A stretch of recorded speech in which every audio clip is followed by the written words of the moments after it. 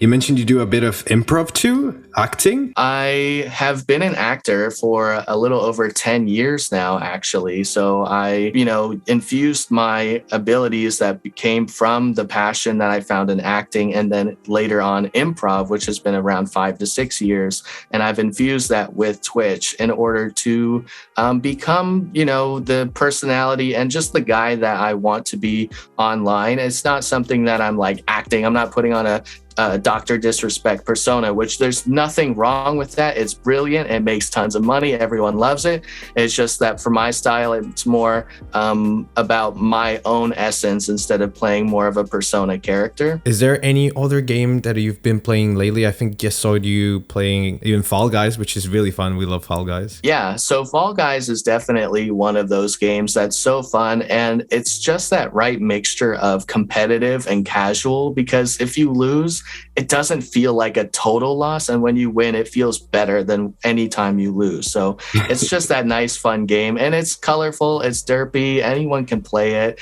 It's, kid friendly. It's got all the nice bells and whistles to it. And they're constantly trying to add more features and more perks, more maps, all this stuff with the seasons. You plan on staying and focusing on League, or you see yourself showcasting for other games? It really comes down to the opportunity, because I'm open to any game as long as they're open to me shoutcasting or casting for them. I'd be happy to do Hearthstone or Overwatch, Rocket League. I have the potential to have some work with Super Smash Bros. Ultimate very soon as well. That hasn't been completely locked down yet, but just finding those opportunities and what can get you out there. Ultimately, I'm happy to be a part of every community as long as I can do it justice and really commentate and make it a fun time for everybody involved. Because if I can do that for them and I can, go to either, conventions or esports events where there are tournaments going on, I have that acting background. I have the improv background.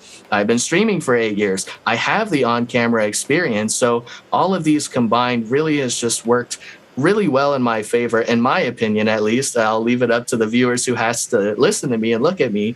But ultimately, I find that it makes it so much easier for me to just meld myself into that world where I can understand and work with other people and work off other people too, because that's what improv is all about. It's not about trying to be the one in the middle of the stage, taking the stage and shining. It's about giving your gifts to your partner and making each other look good and creating a scene and a story. And that's what commentating is all about too, is that you're building this thing like, okay, TSM versus CLG, you got Dyrus, you got Double Lift, you got all these characters and everybody's like cheering and going for it. And, that's just what it's all about, is really telling a story at the end of the day, which is what actors are storytellers. So ultimately it's just that one next thing that progresses over and over again. I definitely missed the Dyrus versus Double Lift matchups, that's for sure.